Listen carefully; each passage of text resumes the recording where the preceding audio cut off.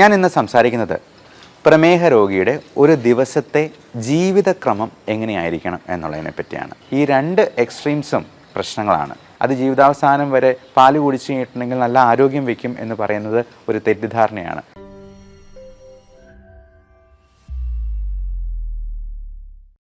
പ്രമേഹ രോഗിയുടെ ഒരു ദിവസത്തെ ഭക്ഷണക്രമം എങ്ങനെയായിരിക്കണം എന്ന് നിങ്ങൾക്ക് പലർക്കും പല ലഘുലേഖകളായിട്ട് കിട്ടിയിട്ടുണ്ടാവാം. ഞാൻ ഇന്ന് സംസാരിക്കുന്നത് പ്രമേഹ രോഗിയുടെ ഒരു ദിവസത്തെ ജീവിതക്രമം എങ്ങനെയായിരിക്കണം എന്നുള്ളതിനെ പറ്റിയാണ്. ഭക്ഷണം മാത്രമല്ല, ജീവിത രീതിയും വളരെ വളരെ പ്രധാനമാണ്. ഒരാൾക്ക് പ്രമേഹം ഉണ്ട് എന്ന് കണ്ടെത്തിയെന്നാൽ അത് ഒരു 200-ലും കൂടുതൽ ഷുഗർ ലെവൽ നിൽക്കുന്നുണ്ട്, HbA1c ഒരു 7-ന് മുകളിലുണ്ട് എന്നുണ്ടെങ്കിൽ നമ്മൾ അപ്പോൾ മുതൽ പാലിക്കേണ്ടതായിട്ടുള്ള ചില രീതികളുണ്ട്, ജീവിതക്രമങ്ങളുണ്ട്. അപ്പോൾ അതുവഴി നമ്മുടെ ആരോഗ്യം മോശമാകാതെ സംരക്ഷിക്കാനും നമുക്ക് കോംപ്ലിക്കേഷൻസിലേക്ക് എത്തിപ്പെടാതിരിക്കാനും പ്രത്യേകമായിട്ട് ശ്രദ്ധിക്കാം. ഏറ്റവും പ്രധാനം, നമ്മുടെ ജീവിതത്തിലെ ഈ പരക്കം പാച്ചിലുണ്ടല്ലോ, അതല്പം ഒന്ന് കുറയ്ക്കണം. പലപ്പോഴും നമ്മൾ പണമുണ്ടാക്കാൻ വേണ്ടി ഭയങ്കരമായിട്ടങ്ങ് സ്ട്രെയിൻ എടുത്ത് ഭയങ്കര സ്ട്രെസ്ഫുൾ ഒരു ലൈഫ് ലീഡ് ചെയ്യുന്നവരായിരിക്കാം. അപ്പോൾ ഇങ്ങനെയുള്ള അസുഖങ്ങളൊക്കെ അതിൻ്റെ തുടക്കത്തിൽ തന്നെ കാണുമ്പോൾ നമ്മൾ ലൈഫിനെ കുറച്ചുകൂടി ഒന്ന് സിമ്പിളാക്കാൻ ശ്രമിക്കുക. നമ്മൾ ഒരുപാടൊന്നും ഓടണ്ട, ഒരുപാടൊന്നും സമ്പാദിച്ച് വയ്ക്കുകയും വേണ്ട, കടമൊന്നും ഇല്ലാത്ത രീതിയിൽ നമുക്ക് സുഭിക്ഷമായിട്ട് അങ്ങ് ജീവിച്ച് പോകാമെന്നുണ്ടെങ്കിൽ നമ്മൾ ഒത്തിരി സ്ട്രെയിൻ എടുക്കാൻ പോകാതിരിക്കുക എന്നുള്ളതാണ് ഏറ്റവും നല്ലത്. ചില ആൾക്കാരുണ്ട്, എന്നാൽ നേരെ തിരിച്ച് ഒരു പണിയും ചെയ്യില്ല, മഹാമടിയന്മാരായിട്ട് കഴിയുന്നവർ.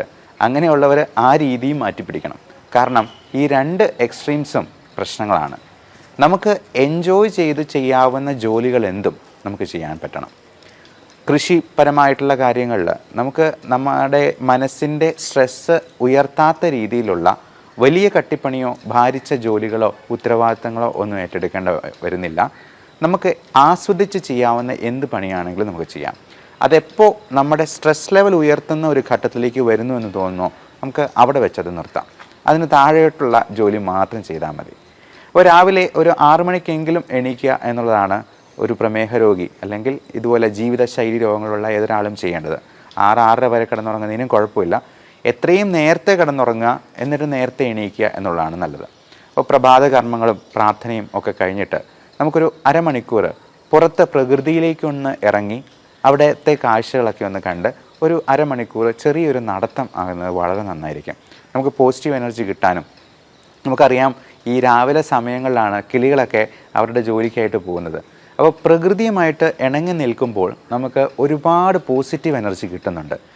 ആ ഒരു എനർജി നമ്മുടെ ദിവസം മുഴുവൻ നമ്മുടെ കൂടെ നിലനിൽക്കുകയും ചെയ്യും. അപ്പോൾ രാവിലെ എണീക്കുമ്പോൾ തന്നെ വേണമെങ്കിൽ ഒരു കട്ടൻ കാപ്പി കുടിക്കാം. അപ്പോൾ ഈ കട്ടൻ കാപ്പി എന്ന് പറയുമ്പോൾ അതിൽ മധുരം ഇല്ലാത്തത് കുടിക്കുന്നതാണ് ഏറ്റവും നല്ലത്. ചിലർക്ക് മധുരമില്ലാതെ കാപ്പി കുടിക്കാനായിട്ട് കഴിയില്ല. അപ്പോൾ അങ്ങനെയുള്ളവർക്ക്, അങ്ങനെ നിർബന്ധമുള്ളവർക്ക് മാത്രം നമുക്ക് വേണമെങ്കിൽ ഷുഗർ ഫ്രീ ഉപയോഗിക്കാവുന്നതാണ്. ഷുഗർ ഫ്രീ ഗോൾഡ് പോലുള്ള സാധനങ്ങൾക്കൊക്കെ പഞ്ചസാരയോട് വളരെ അടുത്ത് നിൽക്കുന്ന മധുരം തന്നെ തരാനായിട്ട് പറ്റും.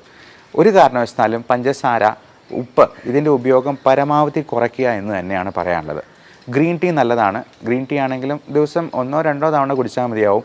ഒത്തിരി കുടിക്കുന്നത് ഈ ചായ കാപ്പി പോലുള്ള സാധനങ്ങളാണെങ്കിലും അഭികാമ്യമല്ല. ഈ പാല് ഒഴിച്ചുള്ള ചായ കാപ്പി നമുക്ക് ഒരു നല്ല ഭക്ഷണമല്ല.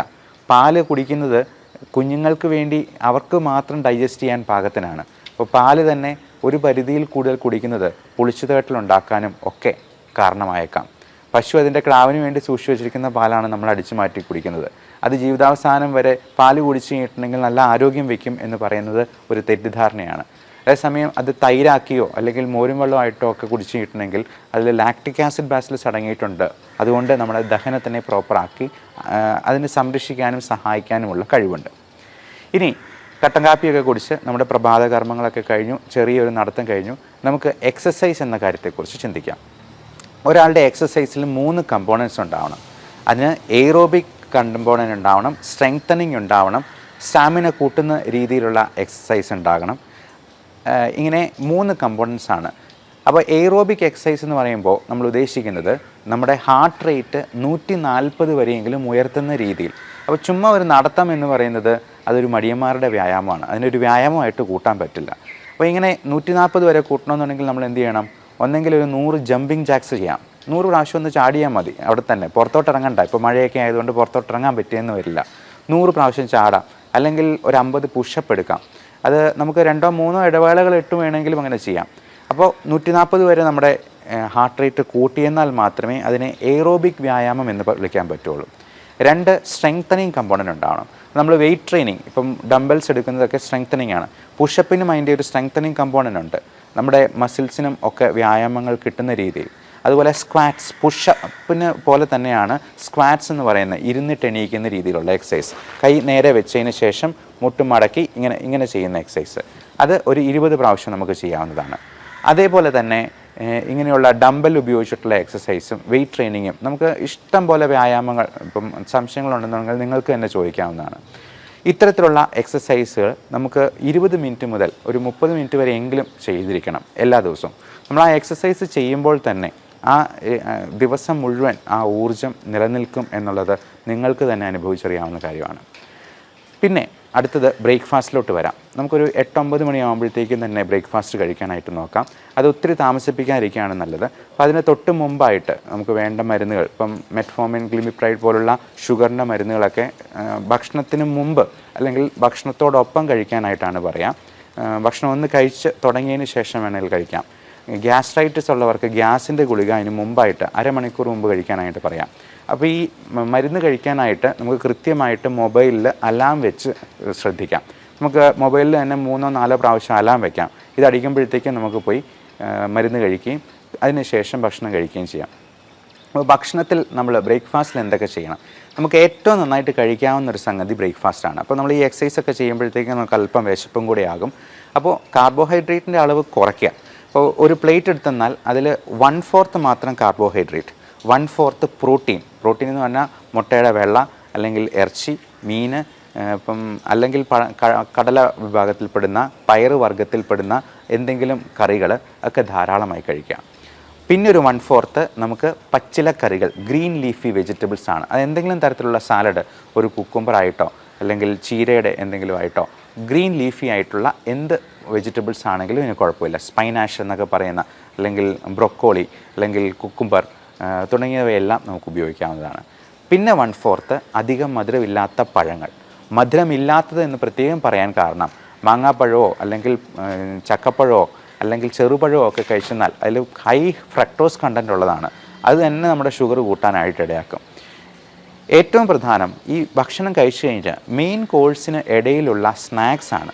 പലപ്പോഴും നമ്മൾ ബാക്കിയെല്ലാം വളരെ ശ്രദ്ധിച്ച് കഴിക്കും. ഈ സ്നാക്സിന് പകരം നമ്മൾ ഉഴുന്നുവടയോ പഴംപൊരിയോ അല്ലെങ്കിൽ പേസ്ട്രിയോ കേക്കോ ബിസ്ക്കറ്റോ ഒക്കെ കഴിച്ച് കഴിയുമ്പോഴത്തേക്കും നമ്മളൊരു ഊണ് കഴിക്കുന്നതിനേക്കാൾ കൂടുതൽ കാലറി ഉള്ളിലോട്ട് പോവുകയാണ് ചെയ്യുന്നത്. അതുകൊണ്ട് ഇടയ്ക്ക് നിങ്ങൾ സ്നാക്സ് കഴിക്കുന്നുണ്ടെങ്കിൽ അത് ഒരു ആപ്പിളിൻ്റെ കഷ്ണമോ ഫ്രൂട്ട്സ് ആയിട്ടോ അല്ലെങ്കിൽ വെജിറ്റബിൾസ് ആയിട്ടോ കഴിക്കാം. മധുരമില്ലാത്ത ഒരു ചായയായിട്ട്, അതും പാല് ചേർക്കാതെ കഴിക്കുന്നത് തന്നെയാണ് നല്ലത്. ഇടയ്ക്കിടയ്ക്കെല്ലാം നന്നായിട്ട് വെള്ളം കുടിച്ചുകൊണ്ടിരിക്കുക. നമ്മൾ വെള്ളം കുടിക്കുമ്പോൾ തന്നെ നമ്മുടെ വിശപ്പൊന്ന് അടങ്ങും. അപ്പം ഇൻ കേസ് ഷുഗർ കുറഞ്ഞു പോകുന്ന ഒരു ലക്ഷണം കാണിക്കുന്നുണ്ടെങ്കിൽ നിങ്ങൾക്ക് ഗ്ലൂക്കോമീറ്റർ വെച്ചിട്ട് സ്വയം നോക്കാൻ പറ്റണം. Self monitoring of blood glucose എന്നാണ് അതിനെ പറയുക. അങ്ങനെ നോക്കി അത് എഴുതി വെച്ച് ഒരു ഡയറിയിൽ സൂക്ഷിക്കുക. എന്നിട്ട് അടുത്ത തവണ ഡോക്ടറെ പോയി കാണുമ്പോഴത്തേക്കും ഇത് കാണിച്ചു കൊടുക്കുക. അപ്പോൾ ഇൻസുലിൻ എടുക്കുന്നവരൊക്കെ ആണെന്നുണ്ടെങ്കിലും ഇങ്ങനെ കുറഞ്ഞു പോകുന്നുണ്ടെങ്കിൽ ഇൻസുലിൻ്റെ അളവിൽ നമ്മൾ സ്വല്പം വ്യത്യാസം വരുന്നത് 2-4 യൂണിറ്റ് കുറയ്ക്കാനായിട്ട് ഡോക്ടർ തന്നെ നിങ്ങളോട് പറഞ്ഞേക്കും. ഇനി അഥവാ ഷുഗർ നോക്കുമ്പോൾ 200-ന് മുകളിലാണ് നിൽക്കുന്നതെങ്കിൽ ചിലപ്പോൾ ഇൻസുലിൻ്റെ അളവ് 2 യൂണിറ്റെങ്കിലും കൂട്ടേണ്ടതായിട്ട് വന്നേക്കാം, അതിന് തൊട്ട് മുമ്പ് എടുക്കുന്ന ഇൻസുലിൻ്റെ അളവിൽ. അതുപോലെ നമ്മൾ ഷുഗർ നോർമലാണോ എന്ന് ഇടയ്ക്കിടയ്ക്ക് നോക്കുക. അതൊരു ഒബ്സഷൻ പോലെ ഇടയ്ക്കിടയ്ക്കെല്ലാം ഓരോ 5 മിനിറ്റ് കൂടുമ്പോഴും പോയി നോക്കണമെന്നല്ല. ദിവസം ഒരു 3 പ്രാവശ്യം വരെയൊക്കെ നമുക്ക് നോക്കുന്നതിൽ യാതൊരു തെറ്റുമില്ല. അത് കൂടുതലായിട്ട് നിൽക്കുന്നുണ്ടെന്നുണ്ടെങ്കിൽ നിങ്ങൾ ഡോക്ടറോട് ചോദിച്ച് മരുന്നുകളിൽ വേണ്ട അഡ്ജസ്റ്റ്മെൻറ്റുകൾ നടത്തുക. ഇപ്പം ചിലപ്പോൾ ചില മരുന്നുകൾ കൊണ്ട് കൺട്രോൾ ആയില്ലെങ്കിൽ വളരെ പുതിയ രീതിയിലുള്ള മരുന്നുകൾ ഇപ്പോൾ അവൈലബിൾ ആണ്. SGLT2 ഇൻഹിബിറ്റേഴ്സ്, DPP4 ഇൻഹിബിറ്റേഴ്സ് എന്നൊക്കെ പേരുള്ള, ഇപ്പം ഗ്ലിപ്റ്റിൻ എന്ന വാലുള്ള, ഗ്ലിഫോസിൻ എന്ന വാലുള്ള മരുന്നുകൾ ഇപ്പോൾ അവൈലബിൾ ആണ്. അതെല്ലാം നമുക്ക് അവരുടെ ഡോക്ടറുടെ നിർദ്ദേശപ്രകാരം നമുക്കൊന്ന് മാറ്റി അത് ഹൃദയത്തിൻ്റെ ആരോഗ്യത്തെ സംരക്ഷിക്കുന്ന, കിഡ്നിക്കും ലിവറിനും ഒന്നും യാതൊരുവിധ ടോക്സിസിറ്റിയും ഉണ്ടാക്കാത്ത രീതിയിലുള്ള മരുന്നുകൾ ഇന്ന് അവൈലബിൾ ആണ്. ഇനി ജോലിക്ക് പോകുന്ന ആൾക്കാർ, ഇപ്പം ജോലിക്ക് പോകുമ്പോഴത്തേക്കും നമ്മൾ ഈ ട്രാഫിക്കും അങ്ങനെയുള്ള കാര്യങ്ങളൊക്കെ ഉള്ളതുകൊണ്ട് ഇതെല്ലാം നമ്മുടെ സ്ട്രെസ് ലെവലെ ഉയർത്താൻ സാധ്യതയുണ്ട്. അപ്പം നമ്മുടേതൊരു സിമ്പിൾ ലൈഫ് ആകാനായിട്ട് സിംപ്ലിസിറ്റിയാണ് നമുക്ക് ഏറ്റവും വലിയ, സിംപ്ലിസിറ്റിയാണ് ഏറ്റവും നല്ല സോഫിസ്റ്റിക്കേഷൻ എന്ന് പറയാറുണ്ട്. അതായത് സോഫിസ്റ്റിക്കേഷന് വേണ്ടി നമുക്ക് ഏറ്റവും സിമ്പിളാകാൻ പറ്റുമോ അത്രയും സിമ്പിളാവുക എന്നുള്ളതാണ്. അപ്പോൾ ഇപ്പോൾ ജോലിക്ക് പോകുന്നതാണെന്നുണ്ടെങ്കിലും നമ്മൾ ഓട്ടിപ്പിടിച്ച് ബസ്സിലൊക്കെ കയറി പിടിച്ച് പോകുന്നതിനേക്കാളും നമുക്ക് സ്വതന്ത്രമായിട്ട് ഇച്ചിരി ഒരു 5 മിനിറ്റ് നേരത്തെ ഇറങ്ങിയിട്ടാണെങ്കിലും നമ്മൾ തിടുക്കം കൂട്ടാതെ വളരെ സാവധാനം വണ്ടി ഓടിച്ചാട്ടുന്നതാണെങ്കിലും ജോലി സ്ഥലത്തെത്തുക. ജോലിയിലാണെങ്കിലും അധികം സ്ട്രെസ് ഉണ്ടാക്കാത്ത രീതിയിൽ അതിനെ പരിമിതപ്പെടുത്താനായിട്ട് നമുക്ക് കഴിയണം. മാത്രമല്ല ഈ ജോലിക്കിടയിൽ നമുക്ക് ടെൻഷൻ ഉണ്ടാക്കുന്ന സംഗതികൾ ഉണ്ടാകുമ്പോഴത്തേക്കും അതിനെ ഒന്ന് ലഘൂകരിക്കാൻ പറ്റിയ രീതികളും നമുക്ക് വേണമെങ്കിൽ ജോലിയിൽ തന്നെ ക്രമീകരിക്കാവുന്നതാണ്. പലപ്പോഴും വലിയ കോർപ്പറേറ്റ് കമ്പനികളൊക്കെ അവരുടെ ജോലി സ്ഥലം ഏറ്റവും മനോഹരമാക്കി വെക്കുന്നതിൻ്റെ കാര്യം ഇതാണ്. കാരണം ജോലി സ്ഥലത്ത് ഏറ്റവും നന്നായിട്ട് കൂടുതൽ സമയം ചെലവഴിക്കാനായിട്ട് അവരുടെ എംപ്ലോയീസിനെ പ്രാപ്തമാക്കുന്ന രീതിയിൽ അതിനെ മോഡിഫൈ ചെയ്യുകയാണ് ചെയ്യുന്നത്. അപ്പോൾ പലപ്പോഴും ഞങ്ങളുടെ ക്ലിനിക്കിലോ ഹോസ്പിറ്റലൊക്കെ ആണെന്നുണ്ടെങ്കിലും ചെറിയൊരു പാട്ട് വയ്ക്കും, ചിലപ്പോൾ ടി വി വയ്ക്കും. അപ്പോൾ ടി വിയിലെ ഒരു പാട്ടോ മ്യൂസിക്കോ ഒക്കെ പ്ലേ ചെയ്യുമ്പോഴത്തേക്കും നമ്മൾ പോലും അറിയാതെ കൂടുതൽ ഊർജ്ജത്തോടു കൂടി നമുക്ക് ജോലി ചെയ്യാനായിട്ട് കഴിയും. ചില സർജന്മാരൊക്കെ ആണെന്നുണ്ടെങ്കിൽ അല്ലെങ്കിൽ ഞങ്ങൾ പ്രൊസീജിയർ ചെയ്യുമ്പോൾ ബ്രോങ്കോസ്കോപ്പി എൻഡോസ്കോപ്പി ഒക്കെ ചെയ്യുമ്പോഴത്തേക്കും സൈഡിലൊരു ചെറിയ പാട്ടും വയ്ക്കും. അപ്പോൾ പാട്ട് വയ്ക്കുമ്പോഴത്തേക്കും നമ്മുടെ സ്ട്രെസ്സിനെ ഒന്ന് കുറയ്ക്കാനായിട്ട് അതിന് അത്ഭുതകരമായിട്ടുള്ള ഒരു കഴിവുണ്ട്. അതുപോലെ നമ്മൾ വർക്ക് ഇൻ സ്റ്റൈൽ എന്ന് പറയും. ചില സർജൻസൊക്കെ ആണെന്നുണ്ടെങ്കിൽ അവർ ഈ സർജറി ചെയ്യുന്നതിൻ്റെ ഇടയിൽ കത്രികയൊക്കെ ഇങ്ങനെ തിരിക്കുന്നത് ഒരു സ്റ്റൈലിൽ നമ്മുടെ രജനീകാന്ത് തിരിക്കുന്ന പോലെ ഇങ്ങനെ തിരിച്ച് കാണിക്കാറൊക്കെ ഉണ്ട്. അതുപോലെ അവർ സർജറി കഴിഞ്ഞാൽ ഗ്ലൗസ് ഊരിയിട്ട് ഇങ്ങനെ ഒരു ആക്ഷൻ കൊണ്ട് ഗ്ലൗസ് നേരെ പോയി വേസ്റ്റ് ബിന്നിൽ പോയി വീഴുന്ന രീതിയിൽ ഒരു സ്റ്റൈൽ കാണിക്കാറുണ്ട്. അപ്പോൾ ഇങ്ങനെയുള്ള സ്റ്റൈലുകളും തമാശകളും ഒക്കെ നമ്മുടെ ജോലി ഭാരത്തെ കുറയ്ക്കുന്ന രീതിയിൽ. അപ്പോൾ ഒരിക്കലും നമ്മുടെ ജോലിയെ കോംപ്രമൈസ് ചെയ്തുകൊണ്ടല്ല, പേഷ്യൻസിന് എന്തെങ്കിലും പ്രശ്നം ഉണ്ടാകുമ്പോൾ നമുക്ക് ഈ പറഞ്ഞ പോലെ സ്റ്റൈൽ കാണിച്ചുകൊണ്ട് നിൽക്കാനൊന്നും കഴിയില്ല.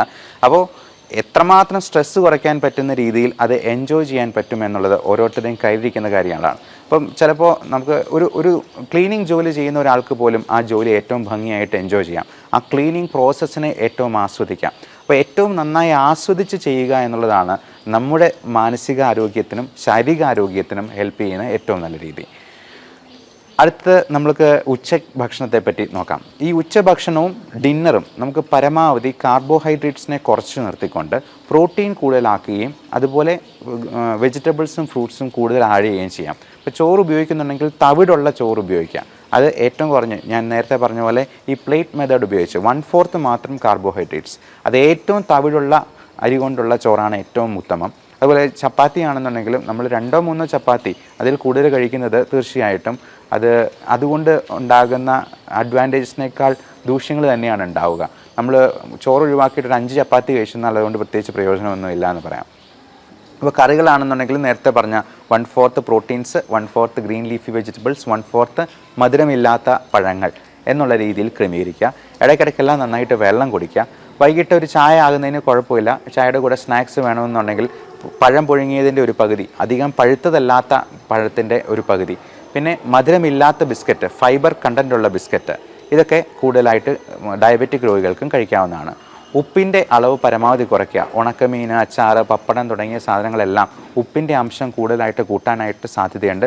ഇത് തന്നെ BP-ക്കും ഷുഗറിനും ഒക്കെ ആകെ മൊത്തമുള്ള നീർക്കെട്ട് ഉണ്ടാക്കാനായിട്ടും അത് സാധ്യതയുണ്ട് എന്നുള്ളത് കൊണ്ട് ഉപ്പും പഞ്ചസാരയും പരമാവധി കുറച്ച് നിർത്തുക തന്നെ ചെയ്യാം. അപ്പോൾ വൈകുന്നേരം നമ്മൾ ഒത്തിരി ലേറ്റായിട്ട് വർക്ക് ചെയ്ത് ഒത്തിരി ലേറ്റായി ക്ഷീണിച്ച് ചെല്ലുന്നതിനേക്കാൾ നല്ലത് നമുക്ക് ഒരു 6 മണിയോടുകൂടി തന്നെയെങ്കിലും നമ്മുടെ ജോലികൾ അവസാനിപ്പിച്ച് വീട്ടിലെത്തി ഒരു ക്വാളിറ്റി ടൈം സ്പെൻഡ് ചെയ്യാനായിട്ട്, ഒരു കുളിയൊക്കെ കഴിഞ്ഞിട്ട് നമുക്ക് കുറച്ച് നേരം വേണമെങ്കിൽ ഒന്ന് പുറത്തുകൂടി ഒന്ന് നടക്കാം. ഇനി ഒരു സിനിമ കാണണമെന്നുണ്ടെങ്കിൽ അങ്ങനെ ആകാം. അപ്പം സിനിമ കാണുമ്പോഴും നമുക്ക് TV കാണുമ്പോഴും ഒക്കെ നമ്മൾ ഈ സോഫയിലിരുന്ന് വെറുതെ ഇരുന്ന് കാണുന്നതിനേക്കാൾ നല്ലത് നമുക്കൊരു ട്രെഡ്മില്ല് ഉണ്ടെന്നുണ്ടെങ്കിൽ അത് TV-യുടെ മുമ്പിൽ തന്നെ പ്ലേസ് ചെയ്യാന്നുള്ളതാണ്. അപ്പോൾ നടന്നുകൊണ്ട് തന്നെ നമുക്ക് സിനിമ കാണാം. ചെറിയ എക്സസൈസ് ചെയ്തുകൊണ്ട് തന്നെ സിനിമ കാണാം. സുംബ ഡാൻസിങ് പോലുള്ള കാര്യങ്ങൾ പ്രാക്ടീസ് ചെയ്യാം. ഡാൻസ് പ്രാക്ടീസ് ചെയ്യുന്നതും കുട്ടികളുടെ കൂടെ കളിക്കുന്നതും ഒക്കെ ഒരു ചെറിയ മോഡറേറ്റ് ആക്ടിവിറ്റി ആയിട്ട് തന്നെ നമുക്ക് കണക്കാക്കാം. ഉച്ചയുറക്കം പലപ്പോഴും 2-3 മണിക്കൂറൊക്കെ ഉറങ്ങിക്കഴിഞ്ഞാൽ രാത്രി നമുക്ക് നിദ്രാദേവത തിരിഞ്ഞു നോക്കുക പോലും ഉണ്ടാകുന്നില്ല. അതുകൊണ്ട് ഉച്ച കഴിഞ്ഞുള്ള ഉറക്കം ഒരു അരമണിക്കൂർ മാത്രമായിട്ട് പരിമിതപ്പെടുത്തുക. അങ്ങേയറ്റം ഏറിപ്പോയെന്നാൽ 1 മണിക്കൂർ, അതിൽ കൂടുതൽ ഉറങ്ങുന്നത് നല്ലതല്ല. നമ്മുടെ എനർജി ലെവൽ കുറച്ച് കളയാനാണ് അത് സാധ്യത ഉണ്ടാക്കുക. അതുകൊണ്ട് ഈ short time nap, power nap എന്നാണ് നമ്മളതിനെ പറയാം, അത് അരമണിക്കൂറായിട്ട് നിർത്തുക. ഇപ്പം ജോലി സ്ഥലത്ത് അതിന് പറ്റുന്ന സാഹചര്യങ്ങളുണ്ടെങ്കിൽ മാത്രം മതി. അതിൽ കൂടുതൽ ഉറങ്ങാതിരിക്കുക എന്നുള്ളതാണ് അഭികാമ്യം. പിന്നെ രാത്രിയിലുള്ള ഉറക്കം, രാത്രി നമ്മൾ ഈ ഗാഡ്ജറ്റ്സിൻ്റെ ഉപയോഗം ഒരു 8 മണിക്ക് മുമ്പെങ്കിലും നിർത്തുന്നതാണ് നല്ലത്. അങ്ങേയറ്റം 9 മണി വരെ. അതിനുശേഷം നമ്മൾ ഞെട്ടിപ്പിക്കുന്ന വാർത്തകളും ന്യൂസുകളും ന്യൂസ് ചാനലുകളും പത്രങ്ങൾ പോലും വായിക്കുന്നത് അത്ര നല്ലതായിരിക്കില്ല. നമ്മുടെ ഉറക്കത്തിലേക്ക് തള്ളിവിടുന്ന നമ്മൾ അടുത്ത പ്ലാനുകളും പദ്ധതികളും ഒക്കെ വെച്ച് ഒരുപാട് സ്ട്രെസ്ഡ് ഔട്ട് ആകുന്നതിനേക്കാൾ നല്ലത് നമുക്കൊരു അഫർമേഷൻ ടെക്നിക്ക്, നമുക്ക് ഈ ഇമേജിങ് ടെക്നിക്കൊക്കെ ഉപയോഗിച്ചുകൊണ്ട് നല്ലൊരു ജീവിതത്തെപ്പറ്റി സ്വപ്നം കണ്ടുകൊണ്ട് ഉറങ്ങുന്നതാണ്. ഒരിക്കലും ഒത്തിരി ആവലാതികൾ, കഴിഞ്ഞ ദിവസം വന്ന ഒരു മനുഷ്യൻ പറഞ്ഞത്, ഒരു പേന കാണാതെ പോയി കഴിഞ്ഞാൽ പോലും എനിക്ക് ടെൻഷനാണ് എന്ന്. കുഞ്ഞു കുഞ്ഞു കാര്യങ്ങളെ നമുക്ക് അതിൻ്റെ പാട്ടിന് വിടുക, നമ്മളത് അങ്ങ് മനഃപൂർവ്വം മറന്നു കളയുക. നമുക്ക് ആ കാര്യം മനസ്സിൽ നിന്ന് അങ്ങ് എടുത്തു കളഞ്ഞ് പുതിയ കാര്യങ്ങളിലേക്ക് മനസ്സിനെ കോൺസെൻട്രേറ്റ് ചെയ്യാനായിട്ട് ശ്രമിക്കുക. അപ്പോൾ വൈകുന്നേരത്തെ അത്താഴമാണെങ്കിലും ഏറ്റവും യാചകനെ പോലെ കഴിക്കണമെന്നാണ് പറയുക. അപ്പം എത്രയും നേരത്തെ കിടന്നുറങ്ങുന്നോ അത്രയും നമുക്ക് ഡിന്നർ ചുരുക്കാൻ പറ്റും. ഒരു ദിവസം ഡിന്നർ ഒഴിവാക്കിയാൽ തന്നെ നമുക്ക് 200 ഗ്രാംസ് ബോഡി വെയിറ്റ് കുറയ്ക്കാം. പിറ്റേ ദിവസം നമ്മൾ ഡെസിമൽ പ്ലേസസും കൂടെയുള്ള ഒരു ബോഡി വെയിറ്റ് ബാലൻസ് നോക്കിയെന്നാൽ അറിയാം, അതിൽ 0.2 കിലോഗ്രാംസ് കുറവായിരിക്കും, 200 ഗ്രാംസ് കുറവായിരിക്കും. അപ്പോൾ അങ്ങനെ നമ്മൾ ഇപ്പോൾ ഒരു ടാർഗറ്റ് വയ്ക്കുക. നമുക്കറിയാം പൃഥ്വിരാജിനെ പോലുള്ള നടന്മാരൊക്കെ ആടുജീവിതത്തിന് വേണ്ടി എത്ര വെയിറ്റാണ് കുറച്ചിരിക്കുന്നത്. അപ്പോൾ അവർ എന്തുമാത്രം ഹാർഡ് വർക്ക് അതിന് വേണ്ടി കൊടുത്തിട്ടുണ്ടാവാം. അപ്പോൾ ഇത്രയും പ്രായമുള്ള ഒരാൾക്കും ഈ ബോഡി വെയിറ്റ് കുറയ്ക്കാൻ പറ്റുമെങ്കിൽ, പൃഥ്വിരാജിന് 40 വയസ്സ് അടുപ്പിച്ച് പ്രായമാകുന്നു, അപ്പം അദ്ദേഹത്തിന് അങ്ങനെ പറ്റുന്നുണ്ടെന്നുണ്ടെങ്കിൽ എന്തുകൊണ്ട് ബാക്കിയുള്ളവർക്കും പറ്റില്ല? അപ്പോൾ ഇങ്ങനെയുള്ള ആൾക്കാരെ നമ്മൾ ഒരു മാതൃകയായിട്ട് സ്വീകരിച്ചുകൊണ്ട് നമുക്ക് ഡിന്നർ ഒഴിവാക്കാൻ പറ്റുവാണെങ്കിൽ ഏറ്റവും നല്ലത്. അല്ലെങ്കിൽ 0 കാലറി ആയിട്ടുള്ള കുക്കുംബർ വെച്ചിട്ടുള്ള എന്തെങ്കിലും സാലഡ് വെച്ചിട്ട് അതിനെ നമുക്ക് കോമ്പൻസേറ്റ് ചെയ്യാനായിട്ട് നോക്കാം. ഇനി അത്രയും പറ്റിയില്ലെങ്കിൽ ചെറിയ രീതിയിൽ എന്തെങ്കിലും കാർബോഹൈഡ്രേറ്റ് കഴിച്ച് മുത്താറി പോലുള്ള എന്തെങ്കിലും ധാന്യങ്ങൾ കൊണ്ട് നമുക്കിതിനെ കോമ്പൻസേറ്റ് ചെയ്യാൻ പറ്റും. ഇപ്പോൾ പല ധാന്യങ്ങളും, പല പാല്, മുട്ട പോലുള്ള സാധനങ്ങൾ പോലും അലർജി ഉണ്ടാക്കാം, ഇൻടോളറൻസ് ഉണ്ടാക്കാം. ഇപ്പോൾ ഗോതമ്പിൻ്റെ അലർജിക്ക് ഗ്ലൂട്ടൻ ഇൻടോളറൻസ് എന്നും പാലിൻ്റെ അലർജിക്ക് മിൽക്ക് ഇൻടോളറൻസ് എന്നും നമ്മൾ വിളിക്കാറുണ്ട്. അപ്പോൾ ഇതൊക്കെ ഉണ്ടോ എന്നുള്ളത് കണ്ടുപിടിക്കുന്നത് വളരെയധികം നന്നായിരിക്കും. കാരണം പല ഓട്ടോ ഇമ്മ്യൂൺ ഡിസീസസിനും, ഈവൻ ജോയിൻറ്റ് പെയിൻ, ആമവാദം, സന്ധിവാദം തുടങ്ങിയ പ്രശ്നങ്ങൾക്കുമൊക്കെ ഈ പറയുന്ന ഫുഡ് ഇൻടോളറൻസ് ഒരു വലിയ കാരണമായിരിക്കും. അതിൻ്റെ ട്രിഗറിങ് ഫാക്ടർ നമ്മുടെ ഭക്ഷണത്തിൽ നിന്നായിരിക്കാം. അതുപോലെ നമ്മുടെ എൻവയൺമെൻറ്റൽ എക്സ്പോഷറിലുള്ള ഇപ്പം നായ, പട്ടി, പൂച്ച, മുയൽ തുടങ്ങിയ സാധനങ്ങളും പൊടിച്ചെള്ള്. ഇപ്പം എനിക്ക് അലർജി പാനൽ ടെസ്റ്റ് ചെയ്തപ്പോൾ എനിക്ക് 3 തരത്തിലുള്ള പൊടിച്ചെള്ളിനും 1 തരത്തിലുള്ള ഫംഗസിനും അലർജി ഉണ്ടായിരുന്നു. ഇതൊക്കെ നമ്മുടെ ചുറ്റുമുണ്ട്. അപ്പോൾ ഇത് നമ്മൾ ഈ 71 അലർജൻസിൻ്റെ ഒരു പാനൽ വെച്ചിട്ട് കയ്യിൽ വരച്ച് നോക്കി ഓരോന്നിൻ്റെയും റിയാക്ഷൻ കൃത്യമായിട്ട് അളന്ന് നോക്കി കണ്ടുപിടിക്കുന്ന ഒരു ടെസ്റ്റാണ്. അതിൽ ഒഴിവാക്കാൻ പറ്റാത്ത സംഗതികൾക്ക് ഇമ്മ്യൂണോതെറാപ്പി എന്ന് പറയുന്ന ഒരു ചികിത്സാ മാർഗം വഴി, നിങ്ങൾ കഴിഞ്ഞ ജൂലൈ 6-ാം തീയതിയിലത്തെ പത്രത്തിൽ ഫ്രണ്ട് പേജിൽ തന്നെ ഈ ഇമ്മ്യൂണോതെറാപ്പിയെ പറ്റിയൊരു വാർത്തയുണ്ട്. അത് ആ ഇമ്മ്യൂണോതെറാപ്പി വഴി ക്യാൻസർ പൂർണ്ണമായിട്ടും സ്റ്റേജ് 4-ലായിരുന്ന ക്യാൻസർ പൂർണ്ണമായും സുഖപ്പെട്ട ഒരു ലേഡിയുടെ, ഒരു നേഴ്സായിരുന്നു അവർ. അപ്പം അവരുടെ ഒരു കഥയുണ്ട്, നിങ്ങൾക്ക് അതിൽ നിന്ന് നോക്കാവുന്നതാണ്. അപ്പം ഇങ്ങനെയുള്ള പുതിയ നൂതനമായിട്ടുള്ള ചികിത്സാ മാർഗ്ഗങ്ങളുണ്ട്. ഇനി ചികിത്സയ്ക്ക് പോയില്ലെങ്കിലും നമുക്ക് എന്താണ് പറ്റാത്തത്, നമ്മുടെ ഭക്ഷണത്തിൽ എന്തൊക്കെ ഒഴിവാക്കണമെന്ന് കണ്ടുപിടിക്കാനെങ്കിലും ഇത്തരത്തിലുള്ള ടെസ്റ്റുകൾ നമ്മളെ സഹായിക്കും എന്ന് ഓർമ്മിപ്പിക്കുന്നു. Thank you.